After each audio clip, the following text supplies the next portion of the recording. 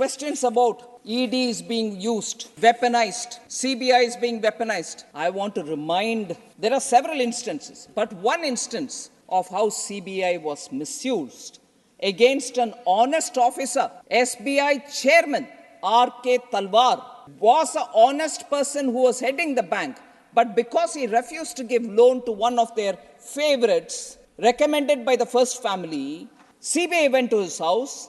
He was compelled to resign from the post of chairman, and that is weaponizing. That was weaponizing CBI, nothing else. Here, when we've given independence to ED and they go searching, and the accusation is, oh, they do it only with opposition leaders. I want to say, first of all, whether through CBI or ED, where the money laundering element comes, they want the money laundering to happen so that through the back door they can benefit out of it. So ED and CBI did not follow on PMLA cases because that was important for them. That operation should keep going on. If it is stopped using PMLA, money will not come to them in the form of kickbacks. So ED was made to remain dormant. CBI did not pursue PMLA cases, and data proves it. During their time, sir, number of prosecution complaints filed were just 102 by ED, whereas when we have given them independence to contain black money, contain money laundering, the number of cases now filed are 1,200. And number of restitutions, amount that is restituted, which is taken away from the wrongdoer and given to banks or institutions like that, during their time was nil. They did not restitute even 1 rupee from the wrongdoer to the bank or to anybody else, whereas actual restitution during our period is 16,333.02 crores they've come back to the bank. Similarly, red corner notice, extradition, none of that has been done during their time. Everything is nil, nil, nil, nil. Whereas what we have done is to issue red corner notice on 24 people, and orders have already been passed to extradite Vijay Mallya, Nirav Modi, and Sanjay Bhandari, all of whom benefited through loans during their period. Their period, they gave loans. And these people ran away from the country. They did not take any action. And when we came to power, we had to send notice, fight in the case, and the orders for extraditing them has already been issued. Honorable Prime Minister. Chairman, sir, thank you very much. We've had a short duration discussion, but I think quite a lot of members, many of them have given us their valuable inputs on what they think of the white paper and its contents. So, giving a very brief introduction to my speech, my reply, not really getting into too much of a detail which is there in the white paper itself, because it's been laid in both the houses, and I've given a fairly elaborate reply in Lok Sabha and also a fairly elaborate opening statement there, but I still would get into some details, but not too many. I understand the delay or the time that we need to conserve because you have one more discussion to take place. So the economy in 2014, which we inherited, there is a need for me to just explain that for a moment. It may suit the members of the opposition, at least some parties, particularly the Congress, to say the economy, we had left it in a prime shape, our growth rate was this per capita. And I can always have several members from our side who speak. After all, you inherited a very good economy from Atal Bihari Vajpayeeji's time, and maybe your first 5 years you tried benefiting the people with that good economy. But subsequently, and unfortunately after the global financial crisis, it was thorough mismanagement. All this can be said. Both sides can argue over them, but the fact is these are already sort of well analyzed, well written about, and they are out there in the public. It's not just for me to say it. We'll certainly say it because when we got the economy into 2014, when we inherited the economy, and soon after that, Honorable Prime Minister himself, a year later probably, went public to say, may not be the best time for me to get this out. He didn't at that time think whether he's going to come up with something later. But clearly the intention of why a white paper was not brought out was clearly stated by the Prime Minister himself. It would have certainly damaged the confidence the Indian citizens had in our own country, in its institutions, in the strength of its economy, in the strength of the institutions which have to serve the economy and so on. So he didn't want to shatter the confidence of the people. After all, they blessed him to come and serve the country. We all saw him evocatively bowing his head at the entrance of the parliament saying, I've come here as a servant of the people. I've come here to serve the country. There's no good crying afterwards saying, oh, the economy is really bad. I've come here, but I'm sorry. That wouldn't have been in the spirit of the things. So he very clearly said, I'm sorry, there is a lot of suggestion, but I'm not doing it in national interest, because if I put it all threadbare, it will affect the confidence of the institutions, the investors, and the people at large. So that has been explained. Now, why now? Because, as I said earlier, 10 years of toiling to get the economy back on its rail. And again, I'll bring in this parallel. We have operated in the last 10 years on two rails, like a railway rail which moves from one destination to another, on two rails. One, to correct the economy, remove the malpractices which had happened earlier, remove all those instruments which can be used as a weapon for rent seeking. So clear all those archaic laws and rules which have been there, make ease of doing business primary concern, and so on, equally looking at futuristic reforms which were so important. And I'm sure, for all the respect that all of us have voiced, and I was glad to hear, across party lines, we had such a wonderful farewell given to Dr. Manmohan Singh. I'll join in it. But equally, it is important, whether it is post-1991 or after 2004, the 10 years, the promised reforms of the 1991 itself was not complete at that time. Subsequently, when there was an opportunity again between 2004 and 2014, no reforms. It's one thing to continuously tell us, what have you done, what have you done? The two-track approach which is required for the train to go forward. One, which is going to remove the malpractices impact on the economy, and two, not only carry forward those pending reforms which have been waiting from 91, but also even further to take the economy forward. So that is the track which we laid for ourselves, and there we go. We have reached a stage where the economy can now say, we've reached fifth position, we'll reach the third in the coming years. And that is where I want to compare it. There is a proverb in Tamil, and I'm sure every one of our languages, which is very rich, our languages are so rich in metaphor, rich in idiom, rich in the local context, and so on.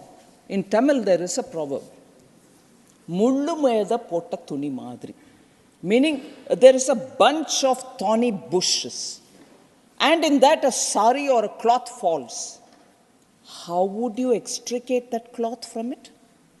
You'll have to remove it from every thorn which is pricking on the cloth. And then to remove the cloth without any damage, how much of a delicate, literally toil will it be? So that the cloth comes out clean, the cloth comes out without getting torn, and then put it on an even keel. The economy was like that piece of cloth on a thorny bush. That thorn, the bush was full of all those malpractices which have torn into the economy. That is exactly how the economy was, and there is no exaggeration. This is very evocative, an example that, or a idiom that I'm using, but Actually, that was it, and that's what has gotten captured. Otherwise, why me, mullu peda putta tuni? What was the idiom, or what was the phrase which the whole world was using for us? Fragile five. That's not what I'm calling it. World called you like that at 2014. World called all of us. You're in an economy which is fragile. And if you're fragile, what is the level of fragility? From the bottom, you're within the first five. If that is the halat of the economy that Prime Minister Modi and this government inherited, did we sit watching, say, wondering how to sort it out? Straight away we got into action. That was why the first cabinet decision in 2014 was one to form an SIT to remove the black money. And second was an expenditure reform committee which was formed under Bimal Jalanji, just so that all the profligate expenditure of the earlier government could be rationalized, more systematic and answerable methods of doing governance will be put in place. Those were the first two decisions of this government, clearly stating the intent with which we are getting on the job of cleaning the economy and giving it new lease of life. And as a result, today I'm happy to say that we've reached where we have reached. And at this stage, as an elected government, we have every duty to inform the public of this country to these two august houses, Lok Sabha and the Rajya Sabha, where people's representatives are seated, so that they know the true picture. What was it then? Comparable time? What is it now? And what effort it took for us to restore it. Mullu meda potta tuni. I repeat it. That mind picture about our economy and the way in which it had to be delicately removed from those thorny bushes. Do legislation. Do correction in the rules. Also make sure that you're giving enough incentives where it has to go in the right place. Savings by using technology. Not one thing, sir, and not at one level, sir. Across the board, at various levels, the economy had to be restored. So, today when we are bringing the white paper, it is because, as I said, we have brought the economy to a certain level, and that level gives us the confidence that we are able to now say within the next few years, and that is why Honorable Prime Minister keeps saying, in my third term, surely the economy will reach third rank. And this is not without reason. And above all, once again, why now? There should be a record for our posterity, so that we know what happens when the intent and the governance is not transparent, when the intent is not good, when the transparency is not available in governance, what can happen to the economy, which should never be repeated. We need to have governance clean. We need to have governance which is accountable, and not have governance which is through extra-constitutional bodies. So, as I said, in the Lok Sabha, I had spent some time explaining through various items which are part of the white paper, coal scam, how the banks went into a big mess and how that was brought back. I had explained it all. I do not want to spend too much time going into one more or a third more or fourth more in the list of items which we have mentioned in the white paper, but I'm talking about the overall project implementation and the speed with which these schemes were implemented. And that itself is one classic example of everybody was going about their own in the government. And Honorable Dr. Manmohan Singh was not able to get them all together to give that collective synergy.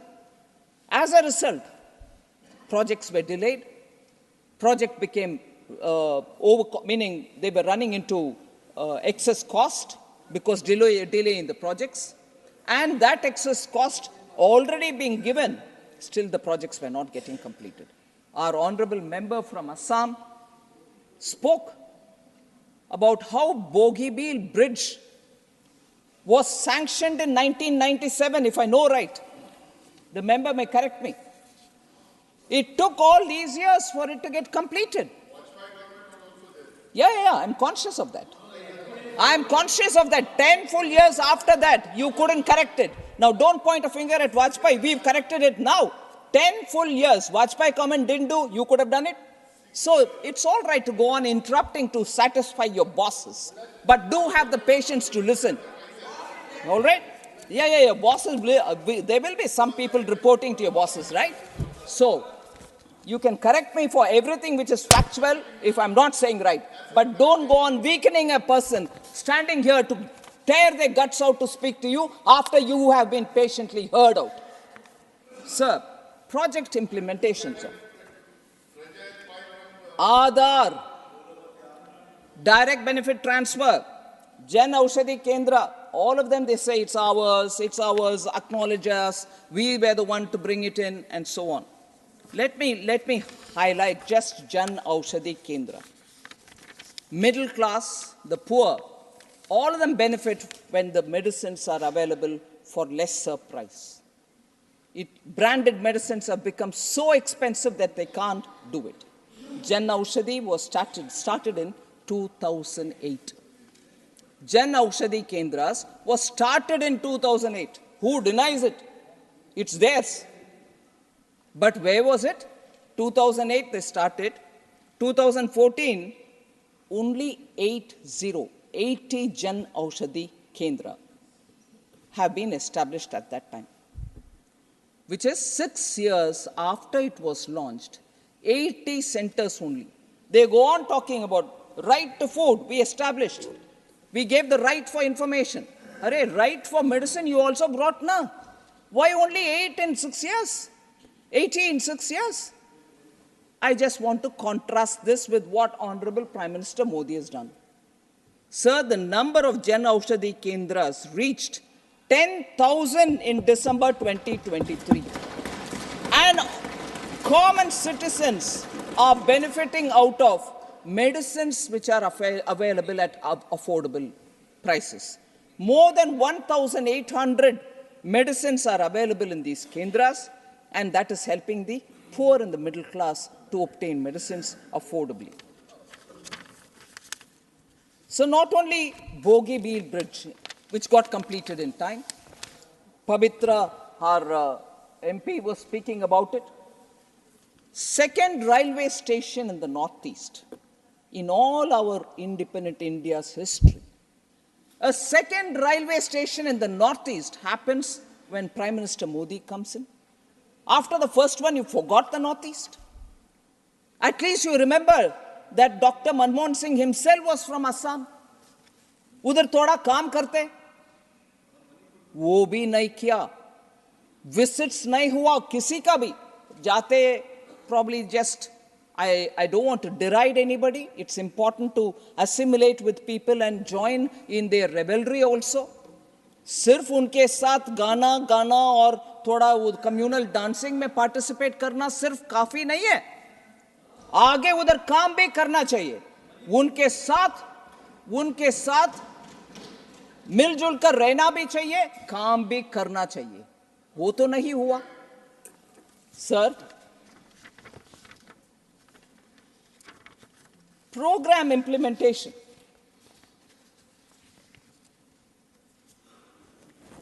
I'd like to state it here. PM Modi personally monitors programs and their progress through the Pragati video conference that he holds with the district level officers also, saying how much progress is happening. If it's not happening, then a minister goes there, also follows it up. 43rd edition of Pragati, 300, up to the 43rd, 348 pending projects have, and their total cost is 17.36 lakh crores, have been reviewed. Progress is happening. Quickly, they're all coming to a conclusion. This kind of an effort never happened earlier. The biggest problem, a person who's so closely associated with infrastructure development, openly said, and I quote him, sir, biggest problem of stalled projects appeared in the last 2-3 years of UPA government. This is a statement which reveals as to when it started showing up, the inefficiency, lack of decision making. In this period, sir, infrastructure projects worth an estimated 18 lakh crores were stalled, whether it is through Environment Ministry at that time or any other ministry through at that time. Projects were stopped. So if this is about projects, sir, the other example of one big example is the Eastern and Western Peripheral Expressway, which was again approved during 2006, and they had more than 6 years to complete it. Never got done. And it was in 2018, after Prime Minister Modi comes in, expressways were completed. Project completion came to a complete halt. So about inflation, repeatedly there are figures thrown at us. Inflation is this, inflation is that. I just want to highlight. Inflation, because Vajpayee's government is also often said, oh, Vajpayee was also there, that government didn't do anything. I want to tell you, sir, inflation in the last year of Atal Bihari Vajpayee's government, NDA government, was below 4%. Was below 4%. I'm not very good in Hindi, but I'm tempted to use one saying. Good ko gobar karna. Am I right? Good ko gobar karna, inke mastery hai, sir. 2014 में जब NDA government Vajpayee ji का 4% below inflation के साथ आपके हाथ में सौंपा, आपने उसको क्या किया? गुड़ को गोबर कर दिया. Ill targeted, reckless fiscal policy, ill targeted subsidies, wasteful expenditure, all done for political gains. End of the day, they also had their turn of inflation. Targeting inflation is just not trying to contain inflation, but supply side measures also should be done simultaneously so that lack of enough supplies will jack up price. You should contain that also. Now we have a group of ministers which are monitoring every week what is the supply of tur dal, how much of potatoes are in the market, onions will have to be imported, we'll import it. So inflation management also involves supply side management. They had suffered from twin deficits, sir.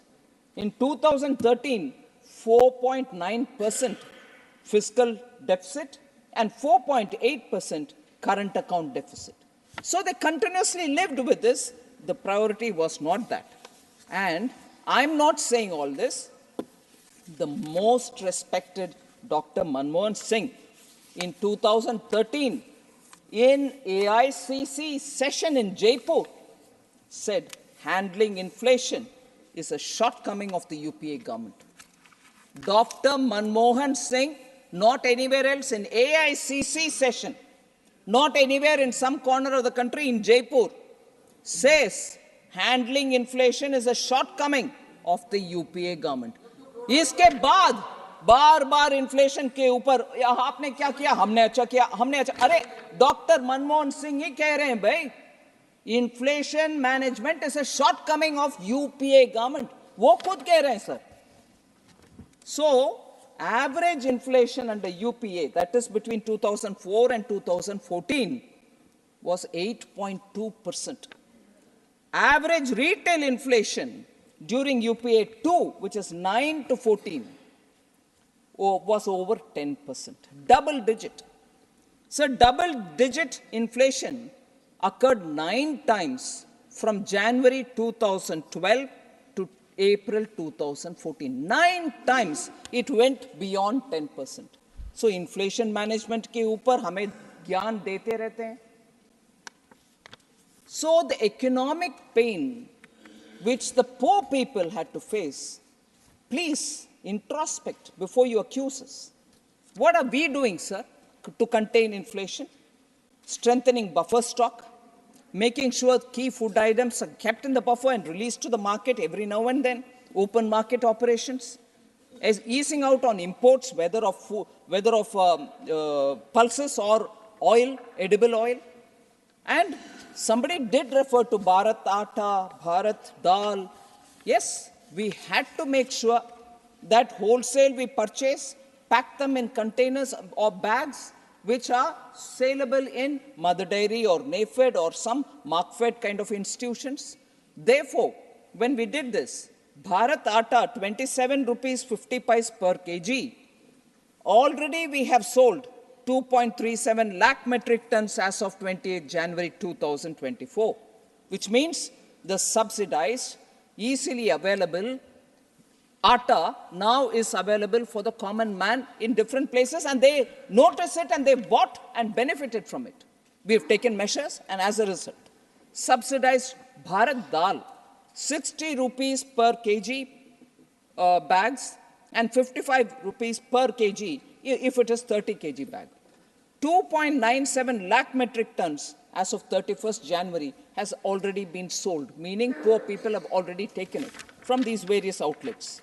Onions are available at 25 rupees per kg, sir. And for that, 3.96 lakh metric tons have been already sold by 3rd February 2024. Only recently have we started Bharat rice being sold at 29 rupees per kg. So I think even in the question hour, sir, I've gone into detail about how inflation has been managed. I don't want to elaborate on it. Much has been said also in the white paper. Sir, there are just one other thing. Very senior member, respected K.C. Venugopalji had raised a lot of issues. I just want to highlight the few information, which also some other people talked about government jobs. So I want to highlight the unemployment rate for graduates has declined from 17.2% in 2017-18 to 13.4% in 22-23. Unemployment rates for overall for everybody declining from 5.8% in 2018 to 2019. Now it's come down to 3.2%, 22-23. So it's coming down. The PLI scheme also witnessed over 1.07 lakh crore of investment, leading to production of 8.7 lakh crores. Employment generation through that is about 7 lakh for individuals, 7 lakh individuals. Sir, the yearly net payroll additions to the EPFO, till some time ago the minister was here, the net payroll additions to the EPFO more than tripled from 61 lakhs to 139 lakhs in 2022-23, sir. So, government jobs in particular, someone did raise that question.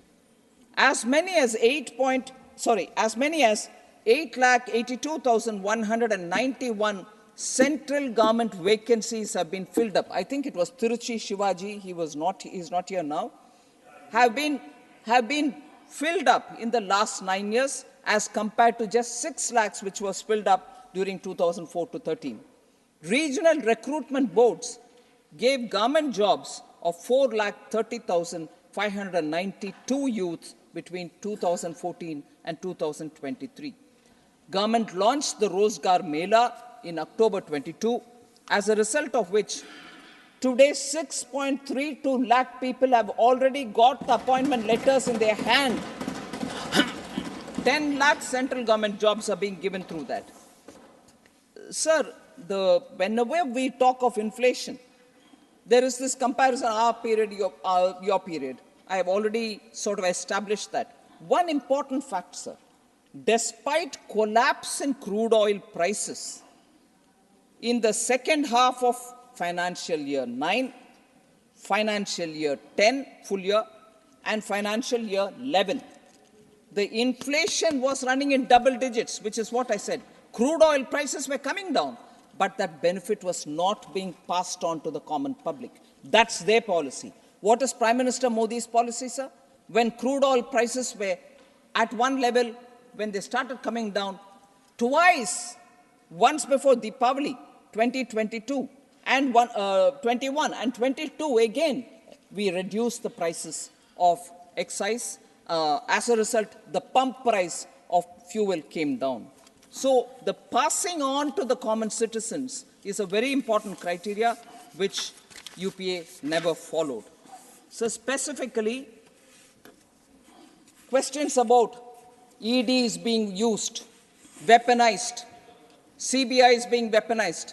I want to remind, there are several instances, but one instance of how CBI was misused against an honest officer, SBI chairman R.K. Talwar was an honest person who was heading the bank, but because he refused to give loan to one of their favorites, recommended by the first family, CBI went to his house. He was compelled to resign from the post of chairman, and that is weaponizing.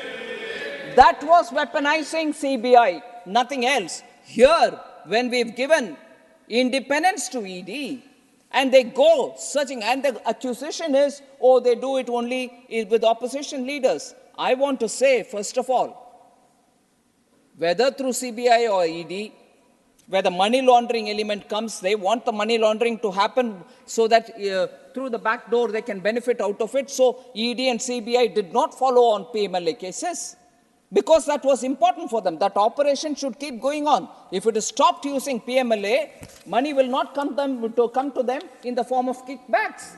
So ED was made to remain dormant. CBI did not pursue PMLA cases, and data proves it. During their time, sir, number of prosecution complaints filed were just 102 by ED. Whereas when we have given them independence to contain black money, contain money laundering, the number of cases now filed are 1,200. And number of restitutions, amount that is restituted, which is taken away from the wrongdoer and given to banks or institutions like that, during their time was nil. They did not restitute even 1 rupee from the wrongdoer to the bank or to anybody else, whereas actual restitution during our period is 16,333.02 crores they've come back to the bank. Similarly, red corner notice, extradition, none of that has been done during their time. Everything is nil, nil, nil, nil. Whereas what we have done is to issue red corner notice on 24 people, and orders have already been passed to extradite Vijay Mallaya, Nirav Modi, and Sanjay Bhandari, all of whom benefited through loans during their period. Their period, they gave loans, and these people ran away from the country. They did not take any action, and when we came to power, we had to send notice, fight in the case, and the orders for extraditing them has already been issued. So, K.C. Venugopalji had, I can't see him here, but I'll still respond, said, tell me one scheme that you have brought compared to our, RTE, RTI, and NFSA. Sir, I want to just give him one. More also. I want to highlight the fact, sir. I was immensely grateful to our member from Uttar Pradesh.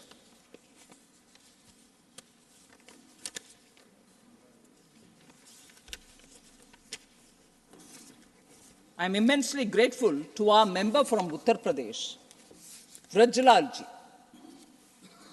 He spoke, sir, to tell you what exactly is the mindset. He is a policeman. Oh, is he? He is a former DGP. Oh, I better be careful then. But still, he spoke total truth.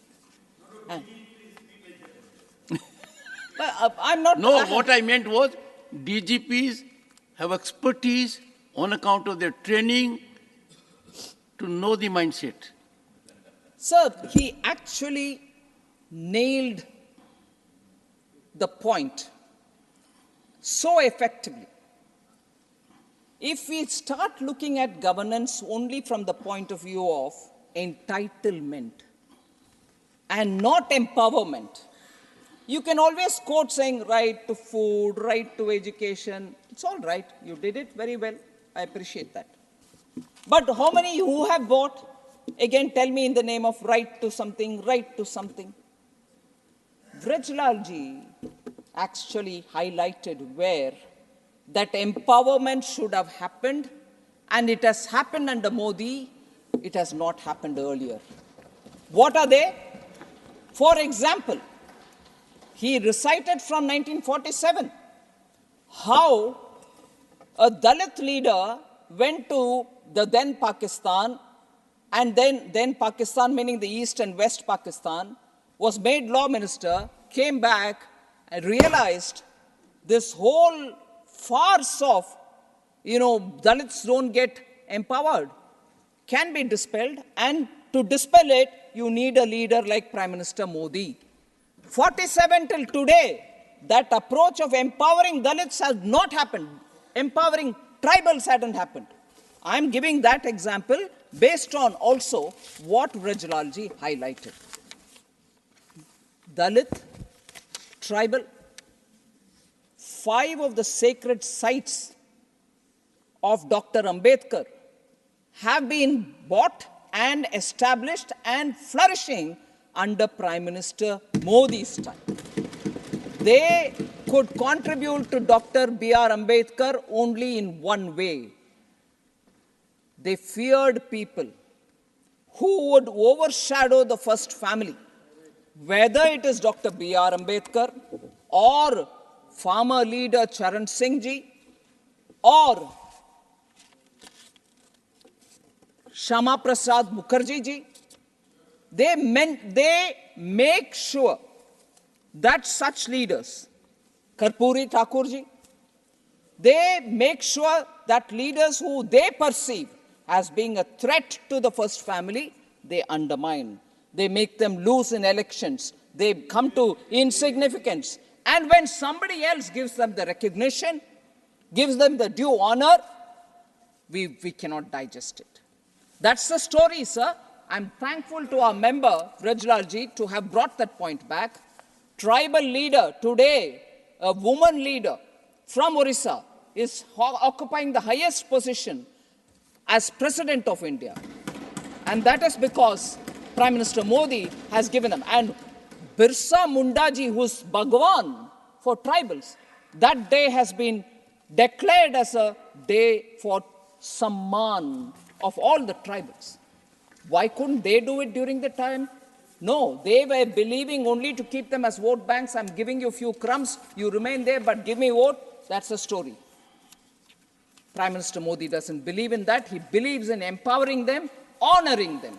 And that is the similar treatment and recognition which was given to the Sahibzades, the 2 young children of the Guru who gave their lives to protect this country. So the approach is empower people, don't keep them under your thumb because you want their votes by throwing some few crumbs. No, that is the approach with which we've gone, and therefore asking us, tell me what that one signature project that you've got. We brought right to education, right to farmers and everything else. But even when doing that, the so-called Right to Food Act, even when doing that, they do one thing here. Internationally, they do things to undermine that thing here.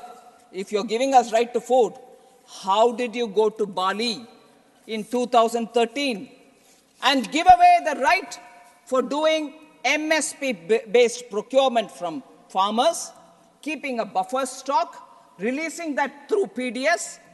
You gave it all away by signing the Bali Declaration in Indonesia in 2013. And here you're coming and telling us we've given right to food?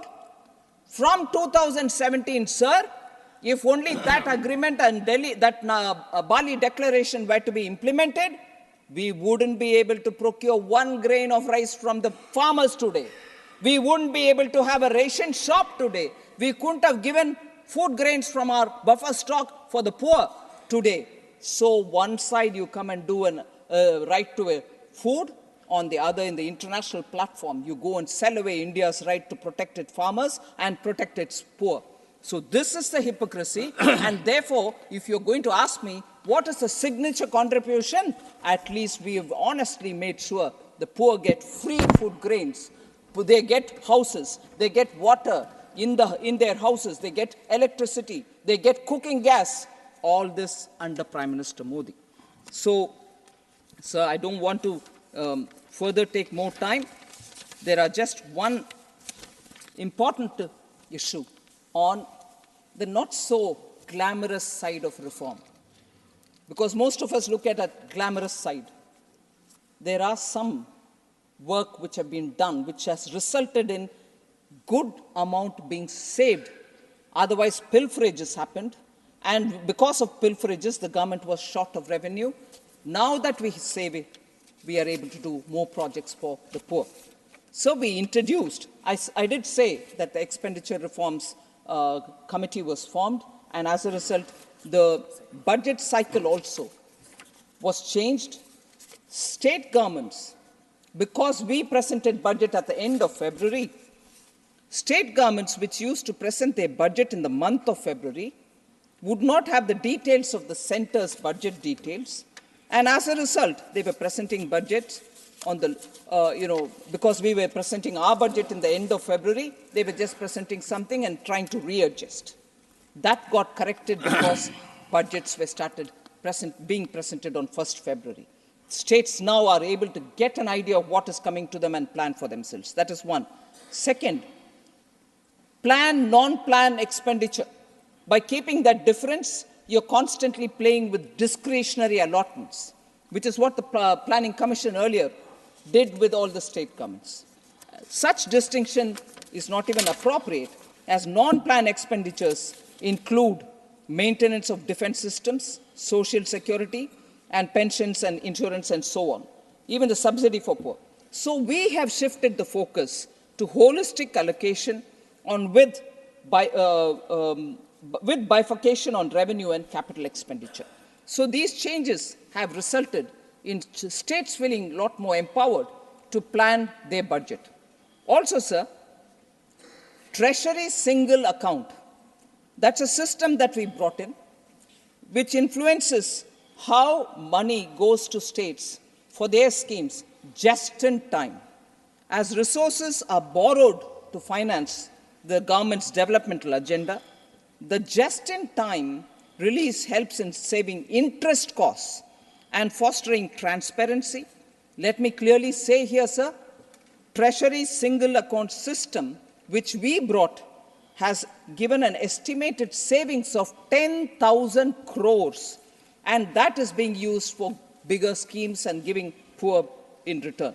The single nodal system, another reform, unglamorous, which we brought in, has given an estimated savings of 10,592 crores. Again, all these are going for Garib Kalyan. Sir, MSME, this is my last point. MSME, after demonetization, all MSMEs have got wiped out. K.C. Venugopalji was feeling very concerned. All of us feel concerned about MSME. And he said because of that went away, all MSMEs are struggling, many died. But I want to say here, sir, as on 4th December 2023, as per the Udyam registration portal, the total number of MSMEs registered in the country are 3.16 crores, including informal micro enterprises, which are in the Assist platform. Again, early January, as per the Udyam registration portal, the total number of women-owned MSMEs was 1.17 crores. So MSMEs are getting registered even newly. Export of MSMEs in all India exports during the year 22-23 was 44%. Do you think it will happen in 22-23 if post-demonetization all MSMEs got wiped away? 40%, 44% of all India exports are happening through the MSMEs. So they should do some more homework rather than come with general observations, which are getting disproved each time data is thrown at them. Sir, the efforts that we take are, during the COVID itself, 5 lakh crore emergency credit line guarantee scheme for businesses were extended, which were used by a lot of MSMEs. And I'm telling you with great sense of pride that even as we come to the end of that period, many of them have honored their own loans returns and servicing the interest. This guarantee is not going to be used by most of those loans which were given. 50,000 crore equity infusion through MSME Self-Reliant India Fund has happened. We've done that for MSMEs. No global tenders in this country for procurement can happen up to 200 crores. They have to be reserved for MSMEs. No global tenders. Similarly, sir, launching an online portal, Champions, in June 2020 to cover many aspects of e-governance so that they can be made easy. Inclusion. When we think of MSMEs, we think of only manufacturing. But what we've done is also to bring in small traders onto this. Retail and wholesale traders are also now recognized as MSMEs. They can get all the benefit. Non-tax benefits have been extended for 3 years in case of an upward change in status of MSME. Rollout of Racing and Accelerating MSME Performance Program with an outlay of 6,000 crores over 5 years. And lastly, sir, the Udyam Assist platform, which was launched in 23 to bring informal micro enterprises under the formal ambit to avail priority sector lending has also been done. So MSME can now take the money which is coming under the priority sector lending umbrella. So lastly, I was a bit appalled. Madam, this is second lastly. Did I say one lastly? I'm sorry. Second lastly. I'm sorry, sir. I'll correct myself. Sir, who made Charan Singh PM? Was an observation by K.C. Venugopalji. People make PMs. I hope the Congress party is not living in that thing. They make PM, they throw PM, they bring in PM, they reject PM. No. People have rejected the Congress. But if you're well aware of that politics of that time, sir. Indira Congress decided to extend support to Chaudhry Charan Singh, who took oath as Prime Minister on 28 July 1979. Within 24 days, he resigns. Why? Because Indira Gandhi's Congress withdrew support from him. Charan Singh said he resigned because he was not ready to be blackmailed into withdrawing cases against Indira Gandhi. Indira Gandhi cases which were put on her post-emergency. Indira Gandhi ji wanted Charan Singh to withdraw certain cases against her relating to the excesses committed during emergency, and he refused. Charan Singh ji said while resigning, and I quote, "The country would not have forgiven us if we had, for the sake of remaining in office, agreed to withdraw prosecutions against persons responsible for atrocities during emergency." Unquote. That's the honor with which that person left from there. Chaudhry Charan Singh ji had to leave because he didn't think he should yield to that blackmail. So it was the Congress party which brought down Chaudhry Charan Singh ji in 1979. Good that K.C. Venugopal ji brought that up. It's all right for them to now say, it's all right, you go away, to his grandson. But the fact remains, they had no respect for Chaudhry Charan Singh ji. This is the way they blackmailed him. An honorable man that he was, he said, no, I'm not falling into this, and he went away. Similarly, today, I'm grateful that our government has honored P.V. Narasimha Rao ji. Many things can be said. 91 reform, if he wasn't the Prime Minister at that time, even an economist, Dr. Manmohan Singh, couldn't have performed what he did as a government. Congress party did not even have the gratefulness to recognize him even after his death. The pictures, the video of the party's office, headquarters office, gate closing, even as his corpse was going, will bring tears to anybody's eyes. A person sacrifices and serves the party, but because of prejudice, you ignored him even after his death. That is the gratefulness this party has shown.